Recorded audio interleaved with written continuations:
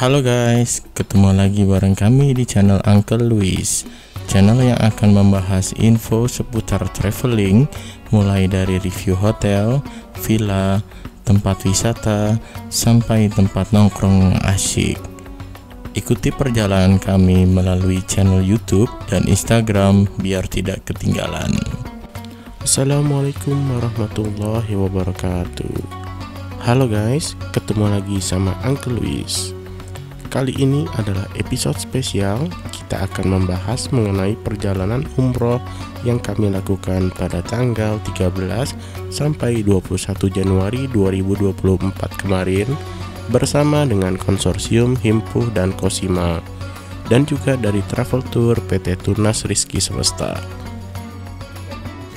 Pada episode kali ini, di hari ketiga perjalanan umroh, pagi hari ini kita akan berkeliling berziarah di sekitar Masjid Nabawi.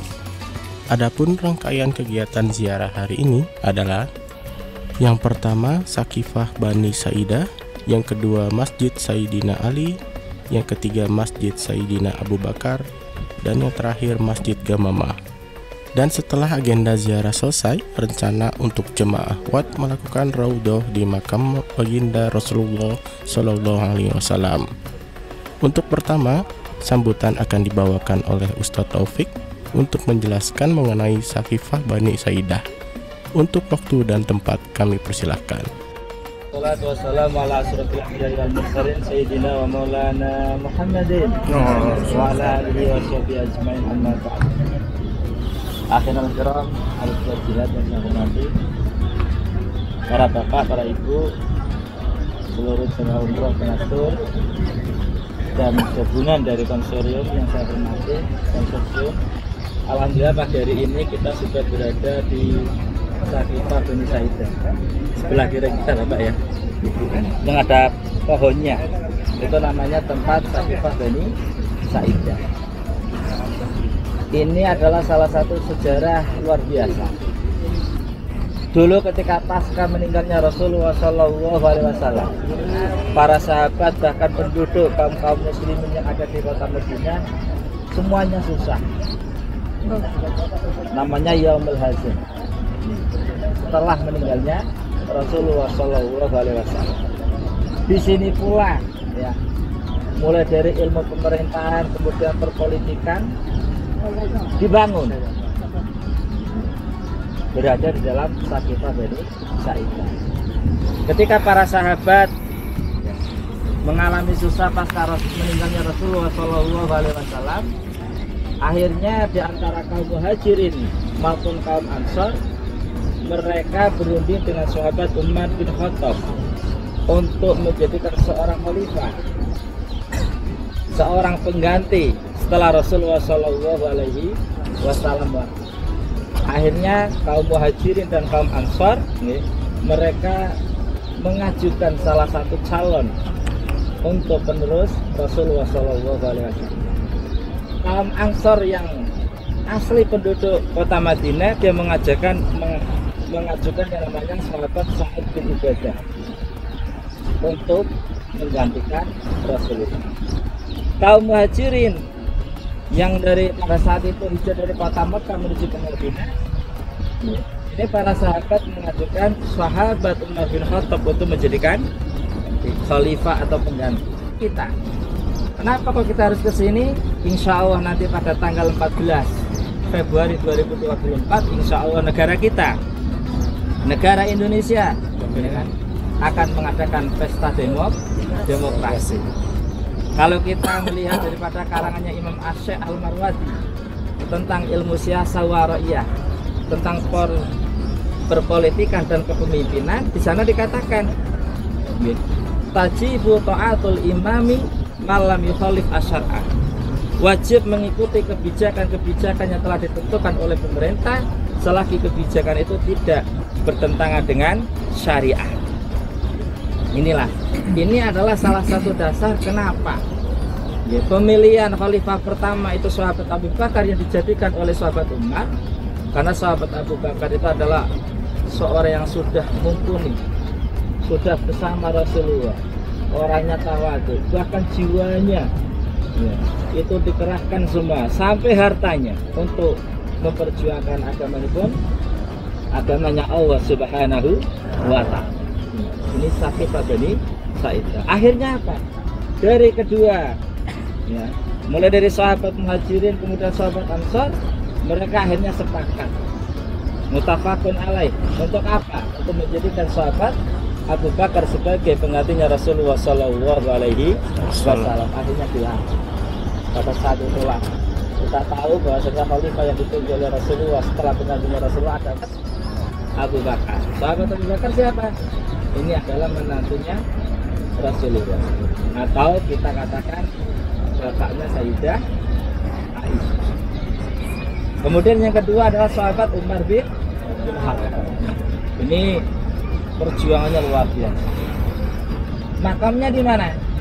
Sahabat Abu Bakar dengan sahabat Umar bin Khattab ini makamnya tepat dari makamnya Rasulullah SAW, bersandingan dengan makamnya Rasulullah. Jadi nanti Bapak Ibu berada di situ ada 3 makam. Pertama Rasulullah, kedua sahabat Abu Bakar, yang ketiga namanya sahabat Umar. Itu nanti ada golongan tulisannya Rasulullah, kemudian Abu Bakar, kemudian di sebelahnya lagi Umar bin Khattab. Ketika melihat itu, sampaikan salam.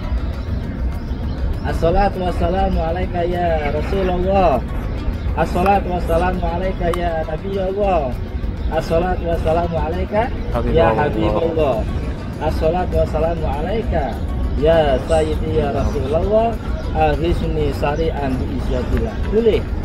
Yang jelas nanti jangan kesana. Kalau nggak bisa bahasa Arab, ya Rasul, saya memberikan salam serta salam kepada Anda. Kalau ada titipan salam dari keluarga atau sahabat-sahabat, sampaikan di sana. Ya Rasul, saya mendapatkan amanah untuk menyampaikan salam kepada engkau dari ini siapa. Jangan. Tidak harus menggunakan bahasa Arab, tidak. Tapi boleh menggunakan bahasa Indonesia. Karena apa? Innallaha la yanzuru ila ajsamikum wala ila suwarikum. Allah itu tidak melihat bagaimana jasad kita, kepandaian kita, wajah kita, tidak. Walakin yang dulu ila qulubikum wa amalikum. Tapi yang dilihat oleh Allah adalah hati kita. Bagaimana kita niat berodoh, bagaimana kita niat memenuhi panggilan Allah ini, semua tergantung daripada niat kita masing-masing. Makanya marilah kita beramal macamnya. Karena setelah kita berniat, hati kita dijaga. Yang kedua adalah amal yang akan dilihat oleh Allah. Kalau keamalnya nanti jenengan kok tidak diperbanyak, kita menggunakan untuk sebaik-baiknya di sini, masya Allah, ya, kita sudah habis tenaga dan lain sebagainya. Makanya kalau sampai tidak usah mengeluh, ya, tidak usah mengeluh. Ilaikal mustafa ya Allah, kepada Engkau kami mengadu, ilaikal musta'an, kepada Engkau lah kami minta pertolongan. Curahkan semua hati kita, ya, curahkan semua pikiran, tinggalkan urusan-urusan dunia, ya, selama kita sedang menjalankan ibadah, baik di kota Mekah maupun di kota Madinah. Jadi besok setelah nanti pulang ke rumah, ketika para tetangga atau saudara bersilaturahim ke rumah kita, tidak hanya sekedar oleh-oleh yang kita bagikan, tapi sejarah-sejarah yang kita kunjungi harus kita sampaikan. Sebagai apa? Sebagai motivasi. Bayangkan kalau tidak ada sejarah Saqifah Bani Sa'idah, pada saat itu tidak dijadikan seorang khalifah, dunia ini menjadi carut marut. Karena dulu itu sahabat enak, kalau ada masalah, ya Rasul, saya punya masalah, ibu saya sudah meninggal, kemudian saya punya yang namanya pohon kurma banyak sekali. Ketika saya sedekah untuk ibu saya sudah meninggal, hal yang tahu, apakah ini bisa bermanfaat? Jawabnya Rasul, nah, iya bermanfaat. Dijawab lagi, ini sedekah, apabila saya memberikan sedekah atas nama ibu saya, walaupun dia sudah meninggal, apakah itu sebagai sedekah? Dijawab, nah, iya. Makanya ketika jenengan punya orang tua yang sudah meninggal dunia, doakan, ya kan? Doakan, karena apa? Doanya kita itu pasti akan masuk, ya. Ini kalau doa kita sampai dan tidaknya itu urusan Allah Subhanahu wa Ta'ala. Manusia itu hanya berikhtiar, ya. Maka dari itu saya pesan, setelah nanti kita di Bani Sakih pasti sudah tahu, nanti kita jalan ke Masjid Muhammad ya. Setelah itu baru nanti yang ibu-ibu masuk ke Raudhah. Tolong ya, kalau ke Raudhah tidak usah desak-desak, pelan-pelan saja, karena yang akan kita kunjungi itu Masya Allah, yaitu seorang Rasul yang punya akhlak yang luar biasa, seorang Rasul yang insanul kamil, manusia sempurna di dunia ini hanya satu, Rasulullah.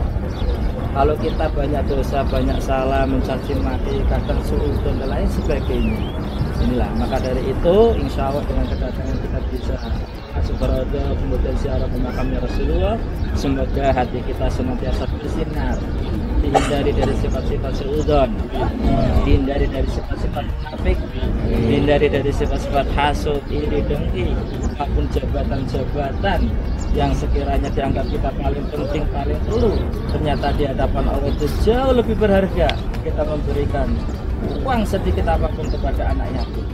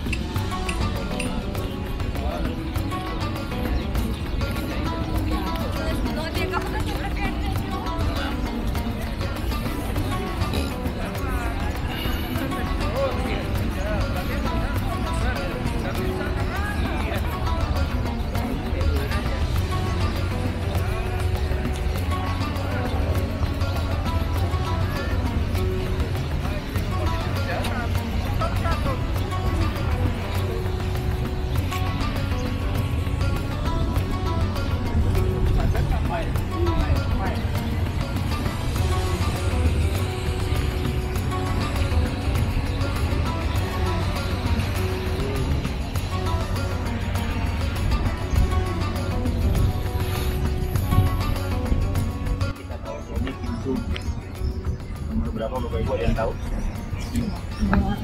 Nomor 14. Nomor 14 dan juga dekat dengan nomor 15. Jadi yang sana 320 namanya itu adalah nomor, insya Allah adalah nomor 14 ya. Kemudian yang paling ujung itu adalah pintu nomor 15.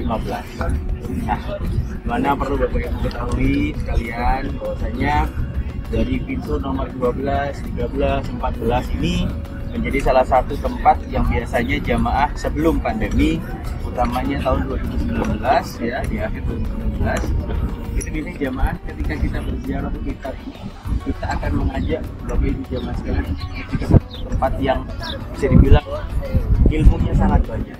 Ini adalah museum namanya Asmaul Husna. Museum Asmaul Husna ini adalah salah satu tempat yang dimana biasanya terdapat barang-barang maupun juga seperti layaknya Al-Quran, dalam artian duplikatnya Al-Quran dari Utsmani. Dan kemudian ada Al-Quran juga yang dihibahkan dalam artian diwakafkan, itu Al-Quran dibangun oleh, dalam artian dibuat oleh salah satu seorang wanita, seorang ibu, yang ditulisnya itu bukan menggunakan pena ataupun pensil, melainkan dia dijahit dan dibuatnya itu setiap Qiyamul. Nah itu nanti insya Allah, saat ini memang museumnya sudah tidak ada, tapi insya Allah saya akan berusaha agar nanti ibu-ibu, bapak-bapak jemaah sekalian bisa mendatangi salah satu museum namanya Museum Al-Wahyu di Kota Mekah. Jadi kita tunggu saja kondisinya, kemungkinan waktu check out dan sebagainya, karena saya ingin menjelaskan banyak sekali, utamanya kalau di Museum Al-Wahyu itu banyak sekali sejarah. Karena dulu ketika Bapak Ibu sama sekalian ya umroh, pasti selalu diajak ke museum yang namanya Museum Asmaul Husna. Jadi di dalam itu juga kan ada banyak sekali layar-layar maupun juga 3D dijelaskan terkait asma-asma Allah. Tapi sekarang bukannya kita nggak mau ngajak, tapi sebenarnya Museum Asmaul Husna dengan yang disebut namanya Museum Rasulullah. Di sini itu ada replika rumahnya Rasulullah, bagaimana makamnya dan lain sebagainya, utamanya dalam artian miniatur Masjid Kuba secara duduk dan juga Masjid Nabawi. Proyek ini akhirnya berhenti, mangkrak, tidak dilanjutkan karena dasarnya pandemi. Tapi sebelum pandemi memang pergerakannya sangat cepat sekali untuk pembangunan museum. Tapi karena pandemi akhirnya mangkrak. Kemudian sampai hari ini tidak dilanjutkan setelah pembangunannya. Tapi yang dibangun itu kebanyakan sekarang adalah di Mekah. Jadi nanti rencananya di Mekah ini kalau saya boleh ceritakan dari mulai ya Jabal Nur nanti akan ada museum sendiri. Arafah itu nanti akan ada museumnya sendiri. Jabal Nur sekarang jalannya sudah ditutup untuk naik ke Jabal Nur. Sekarang diganti menjadi satu jalan, jadi mana jalan ini dibangun untuk nantinya akan ada mobil yang mengantarkan dari bawah hingga ke puncaknya Jabal Nur. Tapi kalau misalkan proyeknya lagi berlanjutnya itu lagi akan menjadi seperti layaknya di Taif. Jadi nanti kalau misalkan jamaah mau naik ke atas, dia akan naik kereta gantung atau gondola sampai ke atas. Tapi rencana ini insya Allah adalah baru 2 tahun yang mendatang. Nah, jadi perlu Bapak Ibu ketahui sekalian. Jadi itu dasarnya kenapa kalau misalkan kita kok nggak diajakin ke museum ya, bukan kita nggak ngajak, tapi karena faktornya adalah museumnya nggak ada. Satu itu. Dan kemudian saat ini kita berdiri di tempat yang sangat bersejarah. Dulu di sini ada plakat, ada plakat berbahasa Arab, kemudian bawahnya bahasa Inggris. Di sini ini ada sebutan namanya adalah Pasar Madinah Lama di wilayah ini. Pasar apa nih? Seng? Pasar Madinah Bukan, Lama. kayak model pasar Madinah Mekah. Karena untuk mengenang tersebut, akhirnya pemerintah mengumpulkan semua pedagang asongan untuk berjualan di sini. Itu tahun 2018. Sebelum pandemi. Kadang-kadang pasar tendanya Madinah itu di sini dulu. Nah, tapi kemudian akhirnya karena pada saat pandemi akhirnya tutup. Tapi sebenarnya kalau kita tarik lagi sejarahnya, pada zaman Rasulullah datang ke kota Madinah. Kota Madinah ini dulu namanya Yathrib. Jadi mana kota Yathrib ini kebanyakan penduduknya adalah orang-orang Yahudi. Maka sistem kehidupan mereka seringkali mengikuti mengarahnya kepada orang-orang Yahudi. Sampai jual beli pun banyak sekali kecurangan, kenakalan, ya.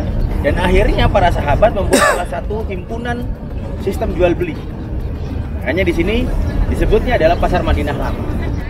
Tapi lebih sebutannya yang lebih ma'ruf lagi, orang-orang Madinah menyebutnya di sini adalah Suq Manakah. Jadi tempatnya di wilayah ini, kalau yang di sana ada Sakifah, di sini ada Pasar Madinah Lama, di depan ini ada Masjid Sayyidina Ali, belakangnya Masjid Sayyidina Ali ada Masjidnya Sayyidina Abu Bakar, dan sampingnya Masjid Sayyidina Abu Bakar ada Masjid Ramalah, Masjid Awan, dan di belakang hotel bernama Taibah, yang pas di menara tower HP itu pas belakangnya di bawah jadi kemarin seperti yang keseluruhan yang Bapak Ibu ketahui mungkin Umut akan tahu ya, karena disebutnya di luar kata masjid Kuba. Di wilayah masjid ini tidak keluar dari masjid, tidak sampai menuju ke kiblat, tidak sampai menuju ke Uhud, tidak sampai menuju ke. Jadi kenapa sekarang lebih besar? Karena memang kepadatan dan utamanya bertambahnya manusia. Makanya kota Madinah ini menjadi kota provinsi dan utamanya juga masjidnya. Jadi pembangunan masjid yang Bapak Ibu sekalian lihat indah dan cantik ini dibangunnya proyeknya dari Malik Fahad, dilanjutkan oleh Malik Abdullah. Malik Abdullah meninggal, dilanjutkan lagi dengan Malik Salman. Cuman Malik Salman ini terkena dia adalah pandemi. Akhirnya sistem pembangunannya kacau. Maka sekarang rencananya kalau saya boleh ceritakan sedikit karena lebih lama. Jadi kalau Bapak Ibu memang ada kiblat. Sekarang saya tanya, kiblat kita ke barat bukan? Kiblat kita kemana, ke barat?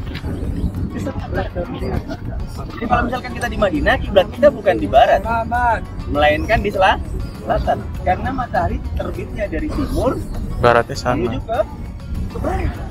Sedangkan kita kiblatnya adalah menghadap ke selatan.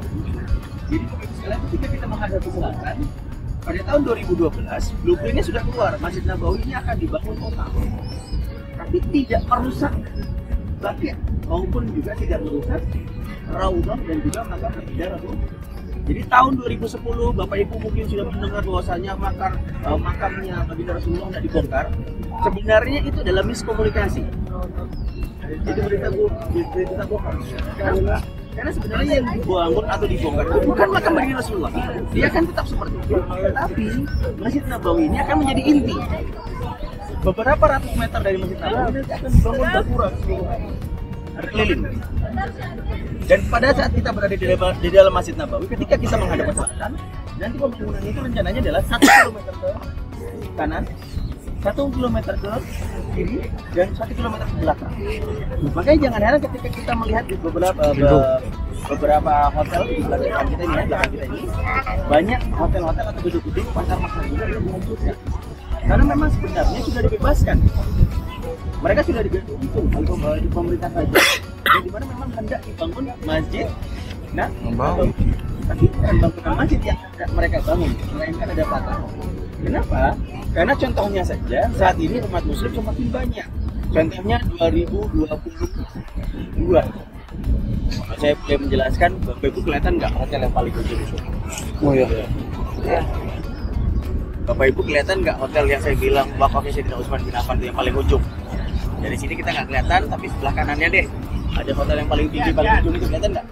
Iya, coklat.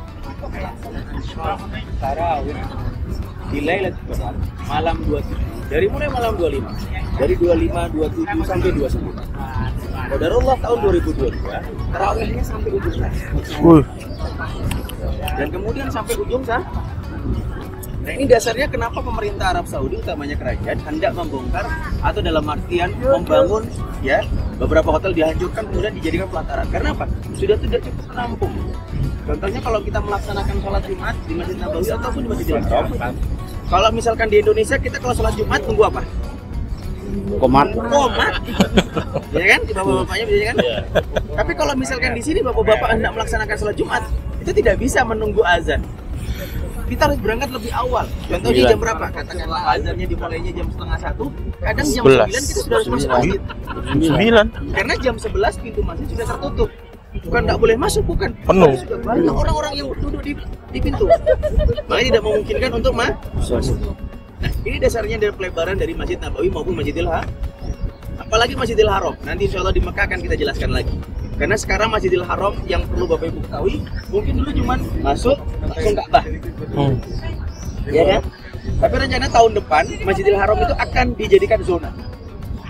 Salah satu contohnya itu yang boleh saya jelaskan mungkin ada zona A, ada zona B, ada zona C. Karena apa? Saking lebarnya.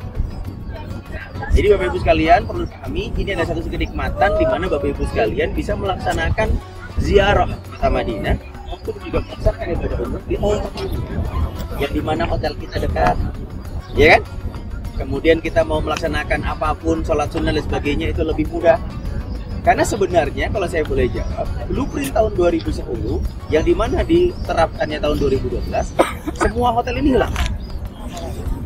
Keseluruhan hotel ini semuanya dihancurkan. Dan hanya hotel itu ada cuma di depan saja, di wilayah Qiblat saja. Dan kemudian semua hotel ini akan dipindahkan namanya di Komplek Al-Hijrah. Komplek Al-Hijrah ini antara Masjid Quba dengan Masjid Zulhulaifah, Abyar Ali. Jadi ketika orang-orang mau ke Masjid Nabawi, mereka itu akan menggunakan kereta listrik ataupun mobil shuttle, bis. Itu rencananya. Tapi qadarullah balik lagi. Satu karena kren jatuh di Kota Makkah tahun 2016 dan kemudian pandemi yang terakhir. Maka proyek ini bisa dibilang bukannya berhenti, tapi dirubah. Jadi modelnya dirubah. Jadi Bapak sekalian, insya Allah dari kami, kenapa saya jelaskan utamanya Bapak Ibu sekalian bersyukur. Alhamdulillah kalau sekarang tidak ada yang komplain ya, dari makan enak, hotel kita juga dekat ya. Tapi kadang-kadang namanya manusia, kadang ada yang ambil paket murah, hotelnya di ujung sini ya. Jadi memang paket murah rata-rata hotelnya di sini Bapak Ibu sekalian.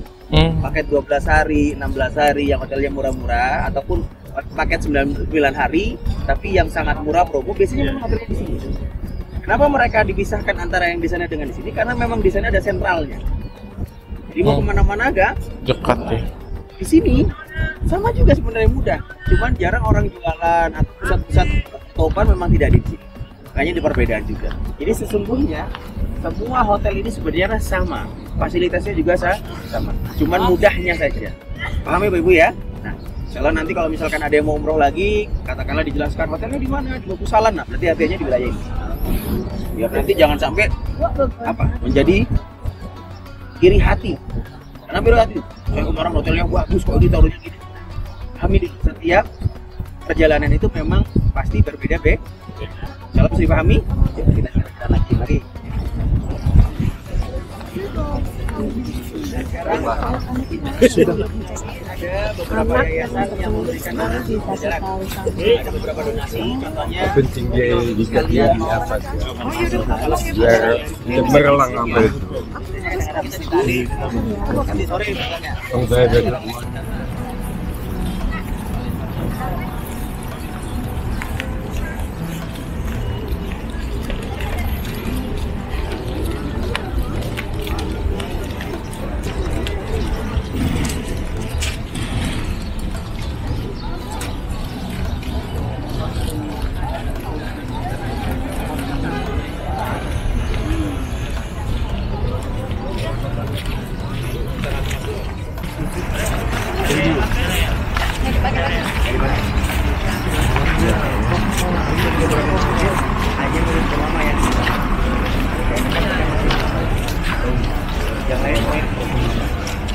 Kalau yang Masjid Sayyidina Ali ini ditutup karena ada beberapa golongan utamanya lebih memfokuskan dirinya masuk sini daripada Masjid Nabawi.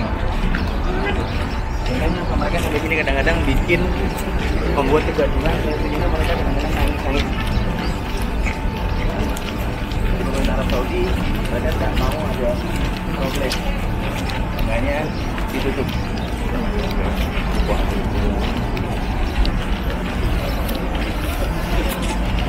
Beralik ya, balik ke lagi ini adalah Masjid Syawal dan Fatal. Kira-kira apa itu ya? Jadi berdekatnya sudah beda. Sudah lama sekarang tidak ada gitu kan. Kita bersembunyi dulu. Oh, itu askar. Iya. Yang dipegang biasanya nanti mutawifnya. Ada yang merokok. Oh, wih. Yang rokok tadi ya? Bukan Umar. Biarin aja Pak, yang rokok biarin aja, jangan diikutin pokoknya. Ini menjelaskan dengan Allah. Ini bentar lagi kita berhenti. Saya mau jelasin.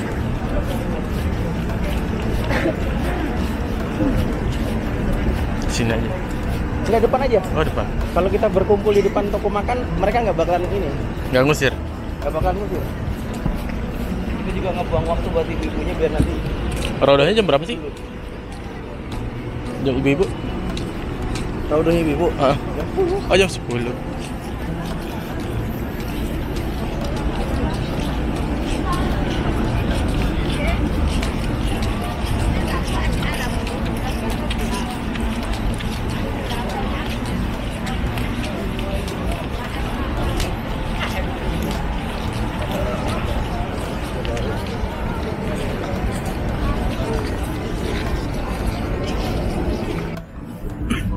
Awas jangan ada yang ngerokok.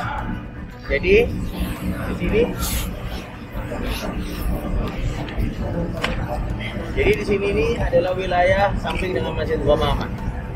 Ini dulu beberapa ini jamaah haji Indonesia kebanyakan hotelnya di sini. Di jamaah haji reguler itu kebanyakan hotelnya di sini. Ya. Tapi yang mau diceritakan bukan hotel, Masjid Ghamamah. Masjid Ghamamah ini dengan sebutannya kalau bukan kita bilang itu adalah Masjid Awan yang menghitam. Disebutnya adalah Ghamamah. Dan kemudian di depan kita atau di belakang ibu-ibu ini adalah Masjid Sayyidina Abu Bakar. Ya, Masjid Sayyidina Abu. Kalau yang tadi pertama itu dengan menara berwarna hitam ujungnya keabu-abuan, itu adalah Masjid Sayyidina. Nah, di mana kondisinya perlu Bapak Ibu ketahui bahwasanya kita berada di lingkup pelataran dari Masjid Ghamamah. Masjid Ghamamah sekali sejarah yang perlu Bapak Ibu ketahui, pusat dan intinya kota Madinah di wilayah sini. Banyak sekali tempat yang bersejarah di wilayah ini, ya, sampai wilayah masuk dalam wilayah.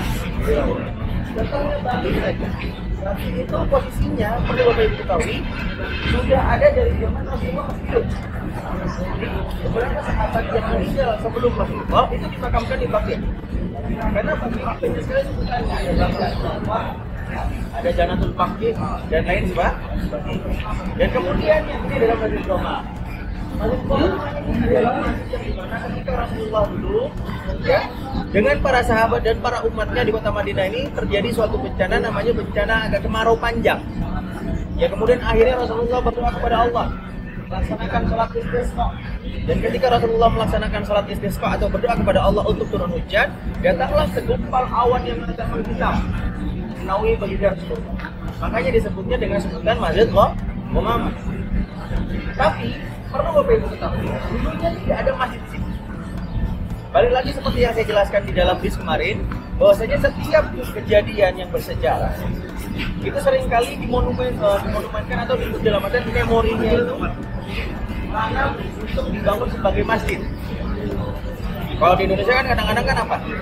Dijadikan jalan. Kemudian dijadikan apa? Nah, kalau di sini semuanya dijadikan sebuah masjid, apalagi tempatnya bersejarahnya sangat besar dan sangat bisa dibilang penting sekali dalam umat Muslim. Masjid Roma ini menjadi salah satu tempat yang dimana ketika Rasulullah melaksanakan sholat id, perlu Bapak Ibu ketahui bahwasanya ketika Rasulullah melaksanakan sholat id tidak dilaksanakannya pertama kali tidak dilaksanakannya di Masjid Nabawi. Kenapa? Karena Masjid Nabawi dulu itu tidak besar. Bapak-bapak yang sudah ke Masjid Nabawi kemarin akhirnya sudah tahu kan tempat pembagian zam-zamnya sampai ke depan mihrabnya baginda Rasulullah, imamnya. Nah, bisa dibilang besarnya seperti itu. Tidak terlalu besar. Kalau misalkan dari rumah Rasulullah sampai ke samping mimbarnya atau setelah mimbarnya itu juga adalah bangunan dari Masjid Nabawi. Dan bangunan Masjid Nabawi zaman dulu itu hanya tembok yang dengan atapnya ini menggunakan kayu dipalang dan kemudian atapnya itu dia bertintai. Ini adalah pelepah daun kurma. Jadi bisa dibilang Masjid Nabawi ini tidak cukup menampung penduduk Madinah. Makin banyaknya. Akhirnya dijadikan tempat tanah lapang untuk melaksanakan sholat id. Wilayah tanah lapang agak sana. Kalau dari sini kita melihat. Pembangunan Masjid Nabawi perlu Bapak Ibu ketahui bahwasanya temboknya itu nggak di semen. Iya Mas, kita tahu Mas, zaman dulu kan nggak ada semen. Iya. Tapi dari apa? Tapi sebenarnya adalah tanah seperti layaknya tanah lumpur atau tanah liat yang kemudian dicampur dengan apa? Dicampur dengan ranting kering ataupun rumput kering. Itu sama saja dengan di Indonesia, cuman beda jenis tanahnya. Nah, dan kemudian atasnya diberi pelepah daun kurma. Kemudian Bapak Ibu jamaah sekalian mungkin pernah mendengar bahwasanya ketika dulu ada surat tangisan di Raudhah. Pernah dengar nggak ceritanya? Kalau belum pernah dengar ceritanya begini Bapak Ibu sekalian. Ketika Masjid Nabawi ini dibangun, dulu tidak ada mimbar. Tapi akhirnya ada seseorang sahabat yang dimana memanggil tukang kayu Hajar. Dimana tukang kayu ini akhirnya diperintah untuk membuat mimbar untuk kepada tema baginda Rasul yang ditempatkan nanti di Masjid Nabawi. Tapi sebelumnya ada mimbar ini. Rasulullah seringkali khutbah maupun memberikan nasihat dan sebagainya selalu memegang pelepah kurma. Nah, yang diceritakan ada surat tangisan ini adalah tangisannya dari pelepah kurma ini yang sudah seringkali karena terjadinya sudah dibangunnya mimbar, akhirnya pelepah kurma ini jarang disentuh oleh baginda Rasul. Terdengar suara di mana posisinya? Bapak-bapak lebih jelas kemarin. Tempat kita sholat, bapak-bapak ngelihat ada mimbar, kemudian ada mihrab. Iya. Ingat ya, mimbar, mihrab. Mihrab tempat pengimam. Kalau yang mimbar, depannya lagi khutbah. Jadi antara mihrab dengan mimbar, utamanya dekat sekali dengan mihrab, itu dulunya ada salah satu tanaman ataupun tunggak dari pelepah langsung yang diceritakan menangis. Nah, ini juga posisinya kalau misalkan kita pikirnya pakai logika ya nggak masuk. Apalagi dengan manusia modern seperti kita, masa iya nangis? Kita balikan lagi. Masih ingat Rasulullah pada saat kecilnya ikut pamannya untuk berdagang ke negeri mana? Negeri Syam. Bapak Ibu mungkin pernah mendengarkan cerita bahwasanya ada salah satu pohon yang ketika Rasulullah melewati pohon tersebut, kemudian Rasulullah dinaungi agar tidak terkena sinar matahari langsung. Pohon itu sampai sekarang masuk. Pohon Ashabi. Jatuhnya tuh sekarang di wilayah Yordan ya, negaranya. Kalau dari sini berapa kilo masjid kita ke sana? Kalau berapa kilonya saya kurang pasti. Tapi kalau misalkan kita ke Yordan itu kalau dari Madinah lebih dekat daripada Mekah. Jadi dipotong 6 jam. Jadi kalau misalkan kita mau ke Yordan dari sini, insya Allah sekitaran 12 jam saja. Jadi habis jalan enggak, mobil. Iya. Jadi ini adalah salah satu contoh bahwasanya baginda Rasulullah SAW bukan hanya manusia yang seluruh makhluk hidup di dunia mencintai baginda Rasulullah. Ini tanda bukti kebesaran beliau. Makanya kenapa saya bilang kepada Bapak Ibu jamaah sekalian, manusia yang mulia, manusia yang paling baik, dan manusia yang wajibnya kita menjadikan contoh itu adalah baginda Rasul. Karena sebaik-baiknya ucapan adalah ucapan baginda Rasul. Makanya jangan heran ketika Bapak Ibu sekalian seringkali mendengarkan hadis. Hadis ini artinya apa Bapak Ibu? Ucapan. Kalamnya Makanya kita pedoman kita sebagai umat muslim yang benar-benar beriman ada dua. Yang pertama adalah Al-Quran, kalamnya dari Allah Azza wa Jalla. Yang kedua adalah Makanya Ibu sekalian, insya Allah mudah-mudahan anak-anak kita menjadi penghafal Al-Quran dan juga penghafal Amin. Jangan lupa, kadang-kadang orang-orang ngomongnya kalau bisa hafal Al-Quran, jangan lupa hadisnya juga. Karena semuanya juga sama-sama pedoman Nah, kemudian Ibu sekalian, ini adalah namanya Masjid Sayyidina Abu Bakar. Berarti rumahnya Sayyidina Abu Bakar, Mas. Wallahu a'lam. Tapi kita lebih masyhurnya lagi yang saya ketahui pada saat utamanya Khalifah Sayyidina Abu Bakar As-Siddiq terjadi perselisihan antara orang Yahudi dengan salah satu anak yatim piatu. Yang dimana diceritakan anak yatim piatu ini tanahnya diserobot oleh orang Yahudi. Akhirnya baginda namanya Sayyidina Abu Bakar As-Siddiq yang menengahi. Akhirnya bisa dibilang ditebus oleh Sayyidina Abu Bakar dan kemudian dikembalikan lagi kepada anak yatim ya. Tapi kemudian akhirnya anak yatim ini tujuannya untuk menjual tanah untuk tahan hidup. Saya dibeli lagi dan kemudian akhirnya tanah ini diwakafkan dan sekarang menjadi masjid. Ini Masjid Sayyidina Ali, Masjid Sayyidina Abu Bakar ini tidak terlalu terbuka. Maupun sholat 5 waktu tidak terbuka. Tapi kalau misalkan Nabi Muhammad hanya sholat 5 waktu saja, selebihnya tidak terbuka. Biasanya saya menjelaskan aja soal Nabi Muhammad. Tapi ini kenapa kita agak jauh Mas Jihad satu? Kalau saya menjelaskan seperti ini kadang-kadang baru mukadimah saja. Kalau nggak ada yang tahu mukadimah, baru pembukaan. Kadang baru pembukaan ini kadang-kadang askar udah jalan. Jadi belum sampai ceritanya. Kalau sekarang kan enak kan? Kemudian masih Sayyidina Ali bin Abi Thalib itu dulu rumahnya Sayyidina Ali. Kenapa masih Sayyidina Ali?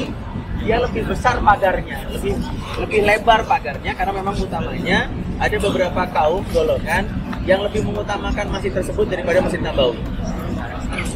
Kalau mereka sudah berkumpul, susah untuk diatur.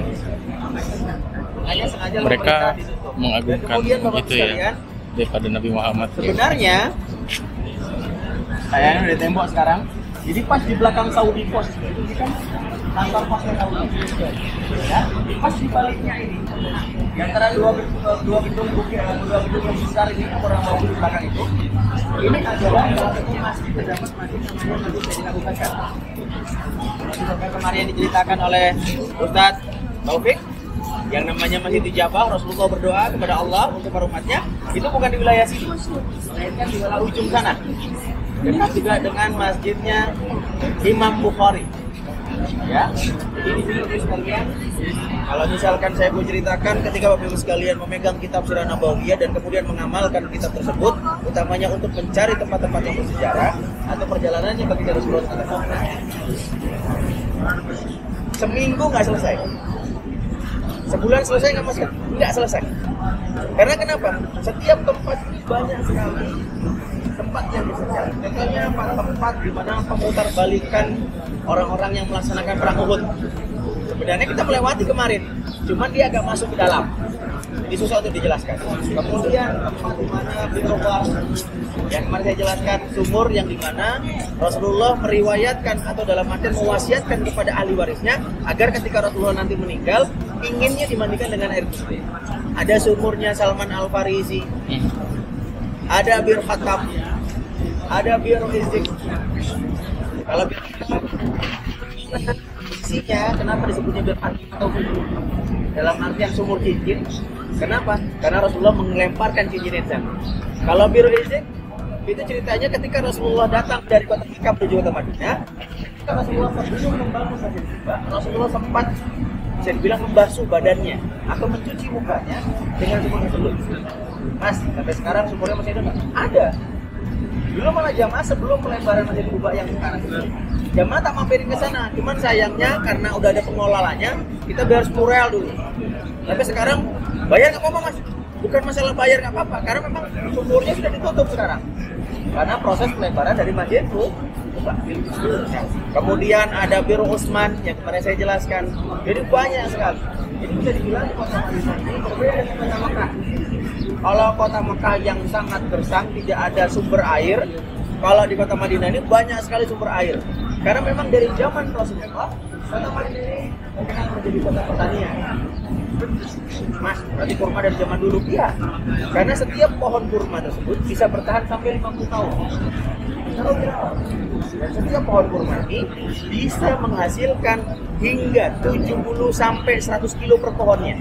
Makanya zaman dulu, zamannya Rasulullah, kekayaan seorang itu dihitungnya, dilihatnya dari berapa pohon kurma yang dia punya. Makanya jangan heran ketika melaksanakan zakat, membayar fidyah dan lain sebagainya, zaman baginda Rasulullah itu seringkali ya diumpamakan ya atau dianjurkan untuk menggunakan gandum ataupun pur. Karena zaman Rasulullah nggak ada beras. Lebih utamanya mereka menggunakan gandum dan pur. Kota Madinah dari zaman dahulu memang menjadi kota pertanian. Salah satunya adalah pur. Sekarang lebih jelasnya lagi, Bapak itu ketika makan di hotel, sadar nggak? Sayurannya kok fresh ya, buah-buahnya kok juga fresh ya. Karena memang sekarang Arab Saudi bukan seperti yang dahulu. Arab Saudi yang sekarang ini sudah lebih modern lagi. Makanya banyak pertanian di kota Madinah.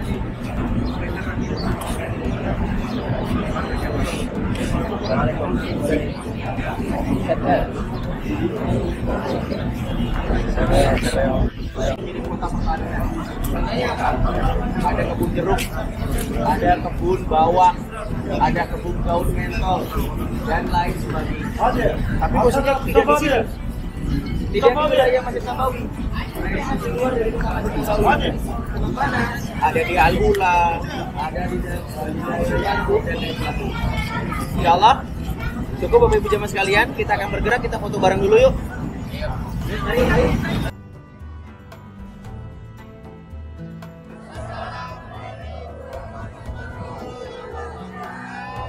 Bapak Ibu, kita di mana? Ya, bismillahirrahmanirrahim. Alhamdulillah saat ini kita melaksanakan ziarah sekitar Masjid Nabawi yang utamanya untuk mendapatkan beberapa informasi ziarah sekitar dari Masjid Nabawi yang mudah-mudahan menjadi ilmu yang bermanfaat dan utamanya mudah-mudahan kita mendapatkan keberkahan, kelancaran dan kemudahan dalam beribadah di kota Madinah ini. Alhamdulillah.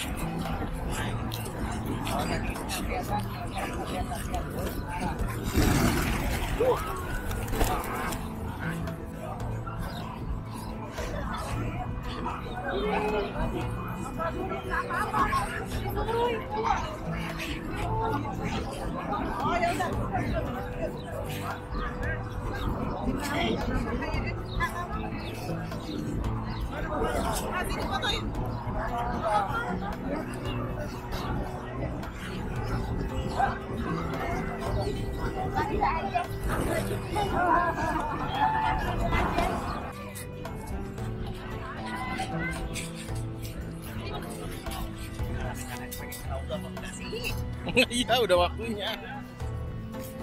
Tahu tuh, udah habis. Udah habis.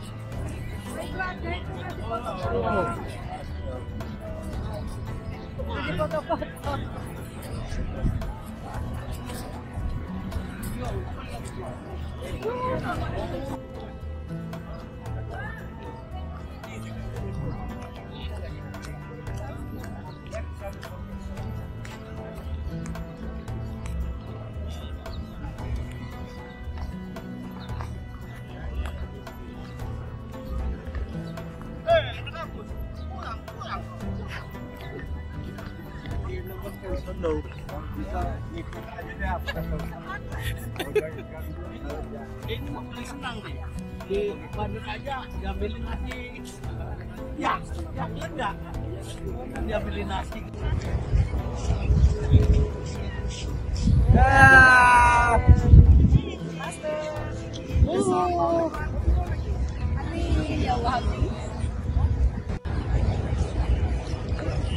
Itu Mas, orang yang itu bawa bapak besok nanti kita asal istirahat dulu. Saya mohon doanya dari semua jemaah yang ada di tempat saya ini sekarang masuk Ramadan harus menggunakan tiket. Ya, walaupun peraturan tidak bisa keluarkan nanti kita ada apapun. Soalnya ramai juga jemaah yang keluar meninggal tidak bisa masuk Ramadan dikarenakan masalah tiketnya. Tapi jangan sampai terjadi pada kita semua. Dan mudah-mudahan pagi ini kita semuanya Allah izinkan kita masuk Ramadan dengan lancar amin. Dan doa lagi sama-sama mudah-mudahan Allah Subhanahu wa taala mempertemukan